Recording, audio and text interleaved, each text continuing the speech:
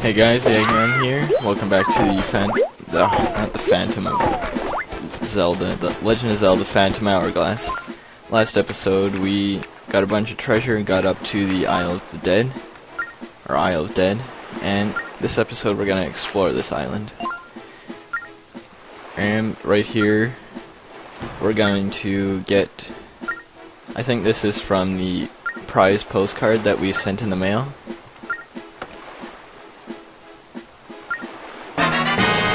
We're gonna get a random ship part, and that ship part has no use to us, and we don't really, well, there's basically no use for money anymore in this game, so that's pretty useless. But anyways, we step into this cave, and there's gonna be a bunch of books in here from the Explorer McNee, I think is what it is, his name. This one's gonna say that this island looks like a king wearing a crown facing the east. So we'll have to remember that because there's probably gonna be puzzles about that later. Oh, and the pure metal could be on this island. Oh, hopefully we find that here.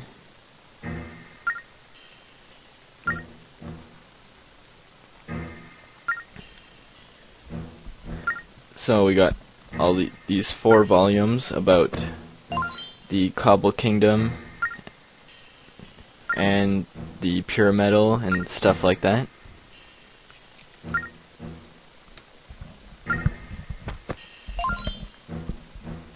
What is this one going to tell us?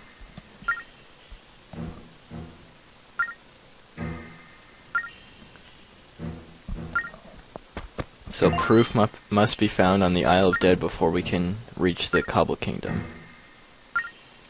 This one's just going to give us a clue about Maze Island, but we already explored there. In the first book that we read, there was a hint about there was a secret area in this room, so if you throw a bomb right here, it's going to blow open a wall. And be careful of all these Rupor here. You don't want to run into them, but of course what I'm going to do is run into a whole bunch of them because that's just what I do. Can't just not run into a bunch. I'm just noticing now that up to the north there is the trail that you're actually supposed to go on, but I thought I had to go through here and pick up a whole bunch of Rupor, lose a whole bunch of rupees, because that's a smart thing to do. Obviously. But in here there's going to be a bunch of rupees where you can make up all the money that you might have lost going through that room. And there's going to be a courage gem and a treasure map and another random ship part. So then with that, you just want to head up these stairs here so you don't have to travel through the Rupor again. And just for good measure, I run into another one. But anyways, just head outside now. Now we're in a new part, and we got some of these rupee likes again, except with more valuable rupees than just green rupees. But we use our great spin attack on them, and it's a good strategy for taking them out. Right here we got a new enemy. This is a Stalfos, classic enemy in the Zelda series. And you just want to attack them, and then their head's going to fall off, and then you can just attack their head to defeat them. So they're kind of like bubbles, but with a whole body. And yeah, not too hard to defeat. Not usually in the other Zelda games, Stalfos are a pretty frightening enemy, but in this game they're no big deal. But anyways, just head up into this pyramid looking thing, and we got some stone tablets here, so let's take a look at them. So the 4th knight, Brant, rests here, but we know it's dangerous in here, and this one's going to tell us that there's a secret 13 steps west and 7 steps north of the tree on the King's Chin. So if we open up our map, we can see right there is where the King's Chin is, and you can see that it kind of looks like a face facing to the east, like it was stated in that book that we read earlier. So obviously this tree is the one on the King's tree, not the King's tree, that tree on the King's Chin. Oh man, that was difficult to say. But anyways, we're gonna go 13 west and 7 north, and with that, doing that, it's gonna be this space right here. You dig there, and it's gonna lead to an underground cavern. We got some pots here and a cracked wall, and guess what you have to do here? Not too tough to figure out what this is. Just throw a bomb here. And it's going to be another one of these rooms with a whole bunch of rupees just lying around. And a bunch of pots. You can get some hearts and stuff. This one's going to tell us to face west from the King's Eye and shoot an arrow. So we'll have to remember that. But in the treasure chest we get a power gem. That's awesome. But now we just want to head back, or not head back, head this way to this new area. And watch out for these boulders. Don't get hit by them like I just did. And you're just gonna travel all the way through here, avoiding the boulders and taking out the keys if you want to along your way. And then you can head up these long steps and up and out here. And right here we got another treasure chest. It's gonna hold another treasure map for us, so that's always nice. And now if we look at our map, we can see we're right by the King's Eye. So we're gonna go to the west of it like the sign said, shoot an arrow at this switch right here, and that's gonna open up this graveyard here. So we're gonna go head over to that graveyard, because on the stone tablet beside it says that in the graveyard it's gonna hold the secret to getting through that pyramid that we saw earlier. So if you look on all the gravestones, it's gonna give you a path of how to get through, and it's actually gonna be in the gravestones are gonna be in the same path too that you have to follow. It's gonna be north, east, east, north, and then this one says north, so we go north again, and then that's the last chamber, is the 6th one. So now we want to go test that out. So we're gonna go head over to that pyramid again that we were at earlier, just over on this side of the island and up these steps. Just head in.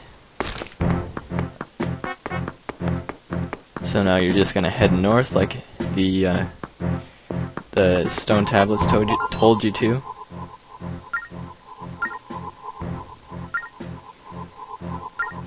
And this guy's just gonna warn you about going in this temple, because if you don't know your way through like we do, then you might get lost and never find your way out again. So we went north, and now we just went east, so we're gonna go east again,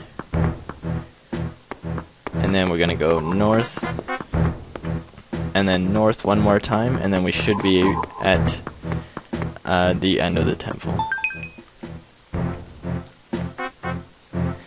So we're gonna go up to what looks like an altar, kind of. Talk to this guy.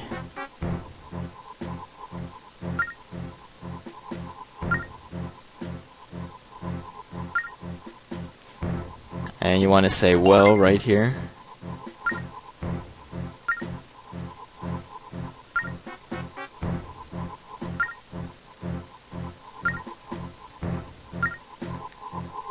So he says that King Muto should have the aquanine that we need, the last pure metal.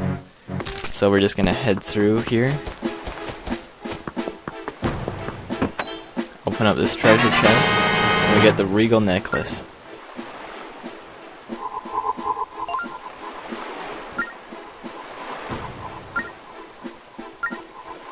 So you may have noticed earlier that there was a cyclone leading to the other island, other than Maze Island, on this sea chart. So now that we have the regal necklace, it's gonna calm that cyclone, and we're gonna be able to get into the next part, or into that island, and hopefully we can find the last pure metal there. But now we got a bunch of treasure chests, so we're gonna go out and get the treasures from them now. So first of all, we're just gonna head to this treasure right here. Inside it, there's just gonna be a random ship part, and ends up being one I already have on my ship, so I have no need for that one. Next, we're gonna go to this one over here, and inside here, another ship part that I already have on my ship. That's awesome. And you may notice here that there's going to be some other treasures that appear, like red X's. It's just from the pirate ships that I killed earlier. And because when you kill them, they'll drop a red X, and then you can get a ship part or treasure from them. But I'm just going to ignore them because I have no need for those extra ship parts. It's just the ones that from the treasure maps that I'm going to be getting. But anyways, we're just going to warp over here. You don't have to, it's just because Jolene was on my ass and I didn't want to fight her again like I have a million times already. But anyways, when we step in here, or not step, sail, the necklace is going to calm that cyclone, and we can continue on to the treasure that we were going for. And at this point, I just had one life remaining on my salvage arm, and I was singing Eye of the Tiger to myself to raise my confidence, and hopefully it would work out, and ended up working out, and it's a good thing it did, because I won't want to have to go all the way back to Marquet Island to repair the salvage arm just to get a Helmarock plume. But anyways, after you're done getting all the treasures, you can dock at the Isle of Ruins.